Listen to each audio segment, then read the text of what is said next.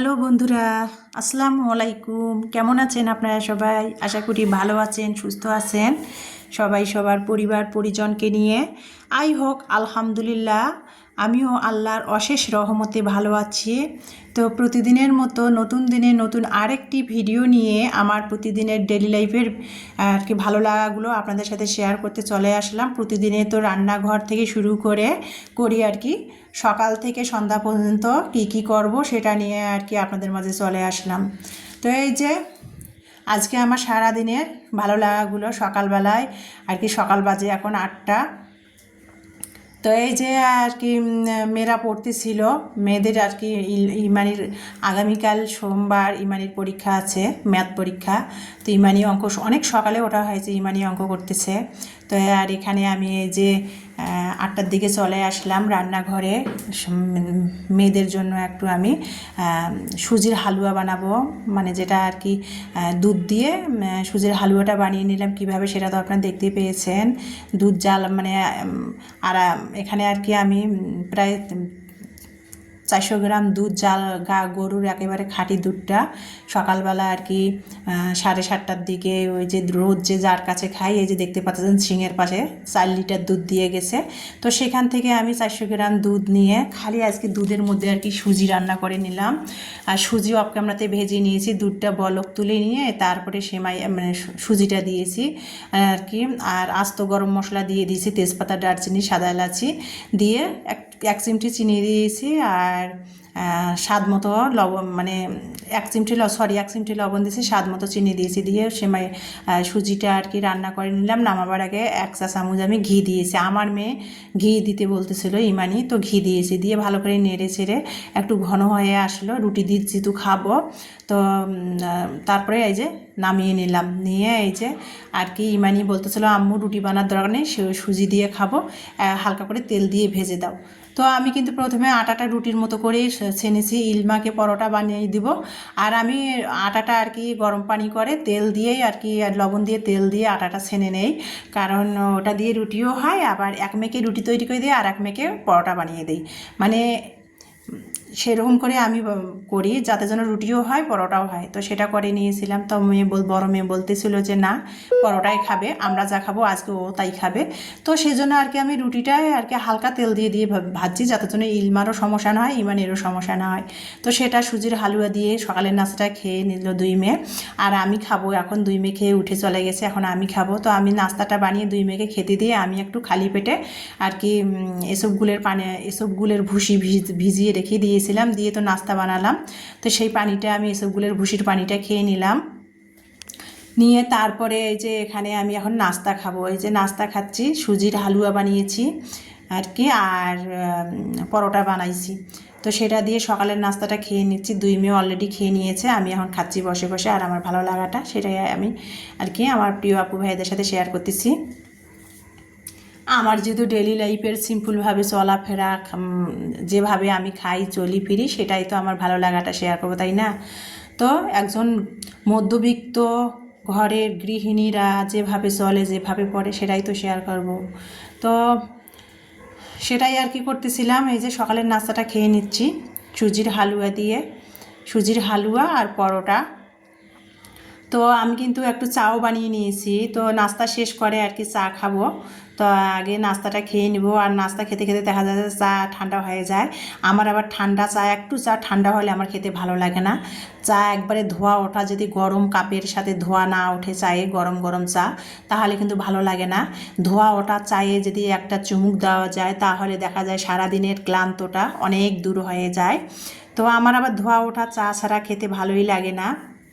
তো সেই জন্য আগে নাস্তাটা খেয়ে নিলাম, তারপরে নাস্তা খেয়ে পানি খেয়ে তারপরে চায়ের কাপটা নিয়ে বসবো। বসে আমার কিছু আপুদের পরিবারে যে কমেন্টের রিপ্লাইগুলো আর কি দিয়ে আসবো।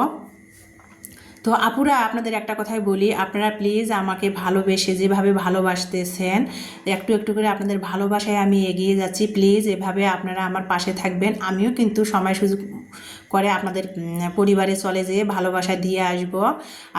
আপনারা প্লিজ ভিডিও দেখার শুরুতে লাইক দিয়ে কমেন্ট করে ভিডিওটা ফুল ভিডিওটা দেখবেন। আর সেই কমেন্টের সূত্র ধরে কিন্তু আমি আপনাদের পরিবারে চলে যাব। আর কমেন্ট করে লাইক দিয়ে সাবস্ক্রাইব করে আবার তুলে নেবেন না, একটু ধৈর্য ধরে আর কি অপেক্ষা করবেন। আর ইউটিউব প্ল্যাটফর্মে যারা আমরা কাজ করতে এসেছি তারা আমরা যদি ধৈর্যই না ধরি, মানে অনলাইনে যারা ইউটিউবে হোক অনলাইনে যে কোনো কাজে হোক যদি কাজ করেন বা অন্য অনলাইন ইউটিউব ছাড়াও যদি আপনি যে চাকরি করেন বা যে কোনো কাজই করেন, যদি আমাদের মাঝে ধৈর্যটাই না থাকে তাহলে আমরা কিভাবে সাফল্যে পৌঁছাতে পারবো বলেন? একটু ধৈর্য ধরবেন। কাউকে যদি ভালোবাসা দিয়ে পাশে থাকতে চান তাহলে আপনি সেই ভালোবাসা পাওয়ার জন্য অপেক্ষা করবেন। একদিন, 2 দিন, 3 দিন অপেক্ষা করবেন। আপনারা বাসেন ঠিকই, কিন্তু ভালোবাসা পাওয়ার জন্য ধৈর্যটুকু আপনারা ধরেন না, অপেক্ষা করেন না। তার আগে আপনারা মানে অধৈর্যর মতো আর কি ভুলভাল কাজগুলো করেন। যেমন এই যে কাউকে ভালোবেসে সাবস্ক্রাইব করেন, আমাক বা যে আপুকেই হোক না কেন, যে আপুরাই হোক না কেন, যে ভাইয়ারাই হোক না কেন, যে আপুকেই সাবস্ক্রাইব করেন না কেন, তো অপেক্ষা না করেই তার আগে সাবস্ক্রাইবটা কেটে নেন। এটা কিন্তু ঠিক না। কারণ ইউটিউব প্ল্যাটফর্মে কাজ করতে গেলে বা অনলাইনের যুগে আর কি অনলাইন নেটে কাজ করতে গেলে কিন্তু একটু ধৈর্য ধরতে হবে। ধৈর্য যদি না থাকে তাহলে আমার আপুরা ভাইয়ারা কিভাবে আপনার লক্ষ্যে পৌঁছাবেন বলেন? ধৈর্য রাখতে হবে সবাইকে। ধৈর্য না ধরলে জীবনে কোনো কিছুই আর কি সম্ভব না। তো যাই হোক, আমি কিন্তু গুছিয়ে কথা বলতে পারি না। আর আমি কি বলতেছি যারা বুঝার তারা বুঝতেছেন। তো যেটা বলতেছিলাম, ধৈর্য ধরবেন, সবাইকে ধৈর্য ধরতে হবে। ধৈর্য না ধরলে কিন্তু কোনো কিছুই করা সম্ভব না। যে কাজে হোক ধৈর্য না রাখলে, আমাদের মধ্যে যদি ধৈর্য না থাকে তাহলে কিন্তু আমরা কোনো দিনে আমাদের লক্ষ্যে পৌঁছাতে পারবো না। আর একটা কথা কি জানেন, হয়তো জানেন, সবাই জানেন, ধৈর্যশীল ব্যক্তিকে কিন্তু মহান আল্লাহ তাআলাও পছন্দ করে। বুঝতে পারছেন আপুরা ভাইয়ারা? তো যাই হোক, যেটা বলতেছিলাম, অনেক বক বক করতেছিলাম। আর আমার ডেলি লাইফের যে আমার সাংসারিক দৈনন্দিন জীবনের সাংসারিক কাজকর্মগুলো করতেছিলাম।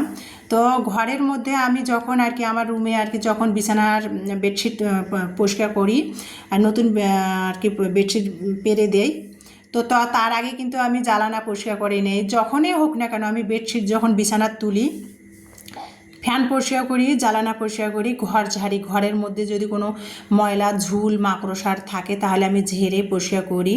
তাহলে আর ঝাড়ি, ফ্যান পরিষ্কার করি, জ্বালানা মুছে খাট ভালো করে, খাট তো প্রতিদিনে ঘর ঝাড়ু দিলে মোছা হয়, তারপরও তখন ভালো করে কিন্তু আমি মুছি স্যাভলন পানি দিয়ে।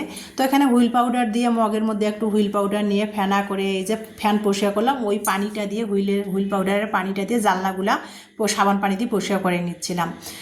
আর বিছানার চাদর তুলবো, তো বিছানার পাশে বিছানার মধ্যে দাঁড়ায় জানলাটাও একটু পরিষ্কার করে নিচ্ছিলাম। আর একটু যে কোনো জিনিস, যে কোনো কাজের ক্ষেত্রে একটু ময়লা হওয়ার আগে যদি পরিষ্কার করে নেওয়া হয় না, তাহলে আর কি কাজটা জমে না, আর কষ্টটাও হয় না।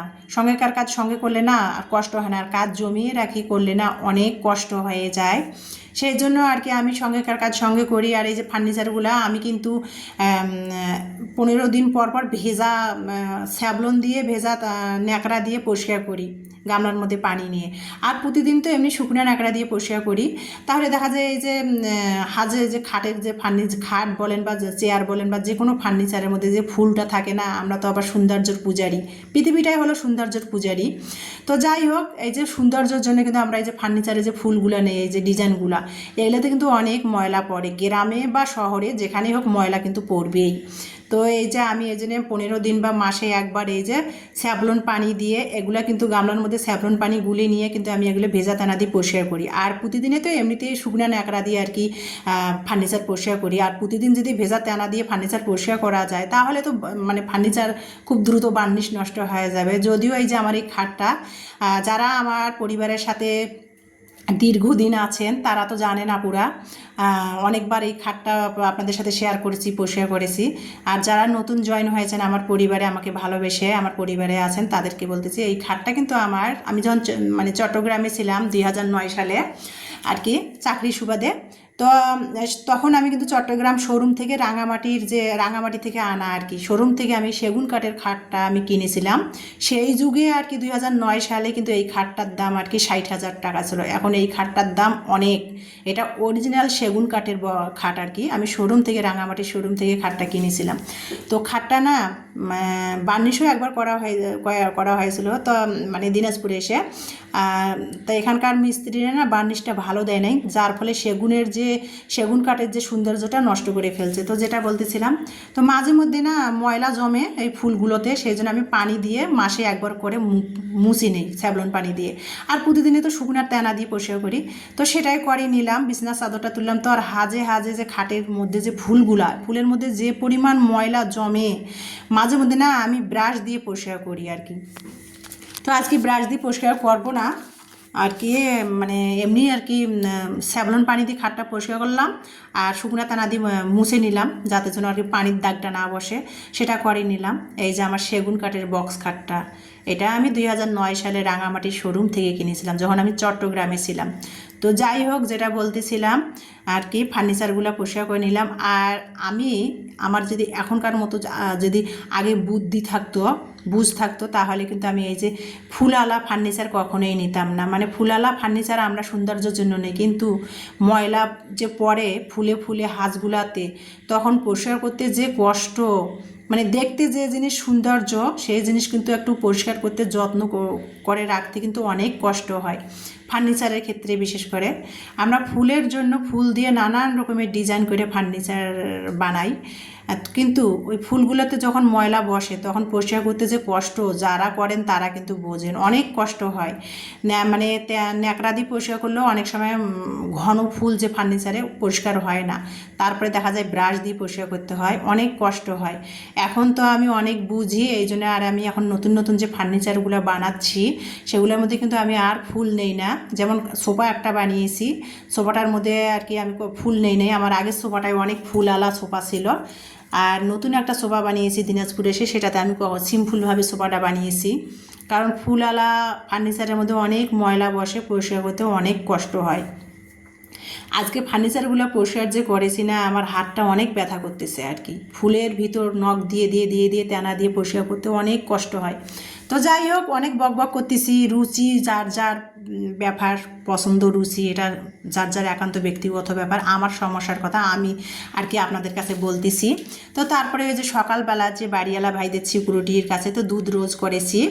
তো সকালবেলা একসাথে 4 কেজি দুধ দিয়ে গেছে। তো ভাবলাম যে দুধটা 1 লিটারের বোতলে করে করে রেখে দেই। তো আমার ফ্রিজে তো জায়গা নাই, বাড়িওয়ালা ভাইদের ফ্রিজে আর কি রেখে দিয়ে আসবো। তো 1 লিটারের বোতলে করে করে রেখে দিলাম আর কি 3 বোতল। আর 1 কেজি আর কি আমি 3 লিটারের বোতলে 3 বোতলে রেখে দিলাম। আর 1 কেজি আর কি দুধ ফুটাই নিচ্ছি, সন্ধ্যাবেলা মেয়েদের খেতে দিব। আর শ্রাবণ মাস, এই রোদ এই বৃষ্টি হলে হবে কি ভ্যাপসা গরম, দেখা যাবে যে দুধটা নষ্ট হয়ে যাবে। সেই জন্য দুধটা আমি তাড়াতাড়ি আর কি ফুটাই নিচ্ছি, ফুটাই নিয়ে সন্ধ্যাবেলা মেয়েদের জন্য রেখে দিলাম, আর বাকিটা ফ্রিজে সংরক্ষণ করে রেখে দিলাম। তারপরে দিয়ে কিন্তু আমি তারপরে আর কি এই যে দেখতে পাচ্ছেন, এখন আমি রান্না করব। ওই যে শুক্রবারের দিন যে আমি বাজার করেছিলাম, লাল শাক নিয়ে আসছিলাম। তো লাল শাক তো এতদিন ফ্রিজে কেটে বেছে রাখলে তারপরেও কিন্তু নষ্ট হয়ে যায়। তো লাল শাকটা কিন্তু বেশি দিন ফ্রিজে থাকে না, শপিং ব্যাগে রাখি তারপরেও। এই জন্য লাল শাকটা কিন্তু আমি একটুখানি লবণ দিয়ে সিদ্ধ করে ফ্রিজে রেখে দিয়েছিলাম। তো গতকালকে তো পোলাও মাংস খাওয়া হয়েছে, আর পোলাও মাংসের সাথে তো লাল শাক ভালো লাগে না, সেই জন্য আর কি আজকে বের করলাম। আজকে সিদ্ধ করে ফ্রিজে যে লাল শাকটা রেখে দিয়েছিলাম সেটা বের করে আর কি কাঁচামরিচ পেঁয়াজ রসুন দিয়ে ভাজি করে নিচ্ছিলাম, মানে তেলানি করে নিচ্ছিলাম লাল শাকটা। আর এখানে ওই যে শুক্রবারে যে মাছ নিয়ে আসছিলাম ইলমার জন্য 250 গ্রাম, নদীর যে ছোটো মাছ, এটাকে কী মাছ বলে জানি না, কিন্তু মাছটা খেতে খুবই মজা হয়েছিল। আমি তো মানে খাওয়ার পর দিন শেষে সারাদিন পর তারপরে তো ভিডিওটা এডিট করে ভয়েস ওভার করতেছি, খুবই সুন্দর হয়েছিল মাছটা খাওয়া। নদীর যে মাছ সেটা খাওয়ার পর আমি বুঝছি, মাছালা বলতেছিল যে আপা এটা নদীর মাছ, কিন্তু তখন বুঝি নাই। আর খাওয়ার পর মাছটা আসলে খুব মজার ছিল। তো যাই হোক, মাছটা ফ্রিজ থেকে বের করে লবণ দিয়ে ধুয়ে নিয়ে এখন আমি এখানে বেগুন আর আলু দিয়ে মাছটা রান্না করব। যদিও বেগুনটা আমরা খুব কম খাই, ইলমা এভাবে মাছের চচ্চড়ি খেতে চেয়েছিল, সেই জন্য ইলমার পছন্দ মতো করতেছি। বেগুন দিয়ে আলু দিয়ে আর কি মাছটা চচ্চড়ি করব। আর ইলমার বাবা যখন ছিল বাসায়, তা মানে তখন তো মানে প্রায় আমাদের ছোটো মাছ খাওয়া হইতো, নদীর মাছ ইলমার বাবা নিয়ে আসতো, ভ্যারাইটিস মাছ, নদীর মাছ, ছোটো মাছ প্রায় এভাবে রান্না করা হতো। তো ইলমার বাবা এখন থাকে না, আর ছোটো মাছ কাটতেও কিন্তু অনেক সময় লাগে, আর নদীর মাছটা কেনাও হয় না। ইলমা কিন্তু খেতে চেয়েছিল, ওর বাবা মানে আসছিলো যে গেল মাসে, তো ওর বাবা বাজারে পাইছিল না। আমি শুক্রবারে বাজারে গিয়েছিলাম, বাজারে মাছটা চোখে পড়লো অল্প, এই জন্য কাটতে কষ্ট হয় দেখি অল্প নিয়ে আসছিলাম ইলমার জন্য। তো সেটাই আর কি বেগুন দিয়ে আলু দিয়ে চচ্চড়ি করতেছি। আর কীভাবে বেগুন দিয়ে মাছটা আমি চচ্চড়ি করতেছি, হাতে সব মশলা দিয়ে হাতে মেখে মাছটা আমি রান্না করে নিচ্ছি। আর ছোটো মাছ কিন্তু হাতে মেখে সব মশলা দিয়ে হাতে মেখে চচ্চড়ি করলে কিন্তু খুব ভালো লাগে। ছোটো মাছে কিন্তু ঝোল ভালো লাগে না, চচ্চড়িটাই ভালো লাগে। আমরা খাই সব সময় যেভাবে, সেটাই আর কি আপনাদেরকে বলতেছি। আর পছন্দ যার যার ব্যাপার আর কি। তো সেটা আর কি কীভাবে রান্না করে নিলাম ছোটো মাছটা। আর কি এই যে বেগুন দিয়ে ছোটো মাছ চচ্চড়ি করেছি আর লাল শাক ভাজি, এটাই আজকে আমাদের দুপুরের খাবার। আর এই যে দেখতে পাচ্ছেন এখন আর কি দুই মেয়েকে আমি অলরেডি খেতে দিয়েছি, টেবিলের মধ্যে বেড়ে রেখে দিলাম। আর পাতিল থেকে দুই মেয়েকে ভাত, শাক ভাজি, মাছ খেতে দিয়ে দিলাম। দিয়ে এই যে দুধটাও গরম করে আর কি ফুটাই নিয়েছি, সন্ধ্যাবেলা মেয়েদের খেতে দিব, টেবিলে ঠান্ডা করতে দিয়েছি। তো এই যে মেয়েদের খেতে দিয়েছে, এই যে ইলমাকে ভাত বেড়ে দিয়েছি, ইলমার পছন্দের তরকারি ছোটো মাছের চচ্চড়ি দিয়ে দিয়েছি। ইলমাকে বললাম যে সাবধানে খেও, কাটা থাকতে পারে, একটু সাবধানে খেও।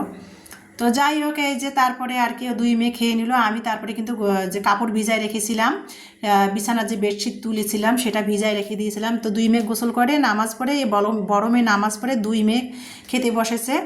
আর আমি কিন্তু ওদের খেতে দিয়ে, রান্না করে খেতে দিয়ে আমি সেই কাপড় যে ভিজিয়ে রেখে দিয়েছিলাম সেটা ভিজিয়ে রেখে দিয়ে কিন্তু আমি রান্না করলাম। দুই মেয়েকে খেতে দিয়ে এখন আমি ওয়াশরুমে যে কাপড়গুলো কেচে দিয়ে তারপরে ফ্রেশ হয়ে এসে আমি এখন খেতে বসছি। এখন বাজে দুপুর 3টা। আর বৃষ্টিও হচ্ছে, চারিদিকে অন্ধকার অন্ধকার হয়ে আসছে, বৃষ্টি নেমে আসছে। তো যাই হোক আমাদের দিনাজপুরে তো সেরকম তুলনামূলক বৃষ্টি হয় না। এই যে 3টা বাজে খেতে বসেছে আর বৃষ্টি হচ্ছে। তো এই যে একা একা খাচ্ছি, সেজন্য ইমানের বেডরুমে বসেই খাচ্ছিলাম ভাতের প্লেটটা নিয়ে এসে। আর মাছের তরকারিটা যে বেগুন দিয়ে চচ্চড়ি করেছি এতটাই মজা হয়েছে দেখেন, মাছ থেকে না আস্ত না মাছের মাংসটা উঠে আসতেছে। এই যে এতটাই মজা। ছোটো মাছ অনেকে কাটার জন্য খায় না, কিন্তু মাছটার মধ্যে কাটা থাকলেও না মাংসটা আস্ত উঠে আসতেছিল, মাছের গায়ের না। তো যাই হোক সেটা দিয়ে আর কি দুপুরের খাবার খাচ্ছি বিসমিল্লাহ করে। আর আমার প্রিয় আপু ভাইয়াদের সাথে আমার ভালো লাগাটা ডেলি লাইফের আর কি সিম্পলভাবে যেভাবে চলি, যেভাবে আমি খাই সেটাই আর কি শেয়ার করতেছি। আমরি কিছুই শেয়ার করার নাই। তো এই যে তারপরে আর কি দুপুরে খাওয়া তো শেষ, 3টার দিকে খেয়েছি। তারপরে আর কি দুই মেয়ে পড়তে বসছে, এখন বাজে সন্ধ্যা 7টা। তো ইমানি কিন্তু সন্ধ্যার মাগরিবের নামাজ পড়েই পড়তে বসেছে। আর আমি রান্নাঘরে চলে আসলাম চা বানানোর জন্য। সারাদিন ক্লান্ত আর কি, সারাদিন অনেক কাজ করেছি সংসারের। তো ক্লান্তি দিনের শেষে কিন্তু এখন একটু গরম গরম যদি চা খাওয়া যায় তাহলে শরীরটা অনেক সতেজ হবে, মানে সারাদিনের ক্লান্ত দূর হয়ে যাবে। তো সেই জন্য একটু যেহেতু গরুর দুধও আছে, সুন্দর করে একটু দুধ চা বানিয়ে নিচ্ছি। এখানে 1 কাপ দুধ দিয়েছি, জাল করা দুধটা যেহেতু 1 কাপ দুধ দিয়েছি, 2 কাপ পানি দিয়েছি, একটা সাদা এলাচি দিয়েছি। 3-4 কাপ মেপে পানি দিয়ে এই যে চাটা বানিয়ে নিলাম, একটা সাথে টোস্ট নিয়েছি। তো ভিডিওটা এই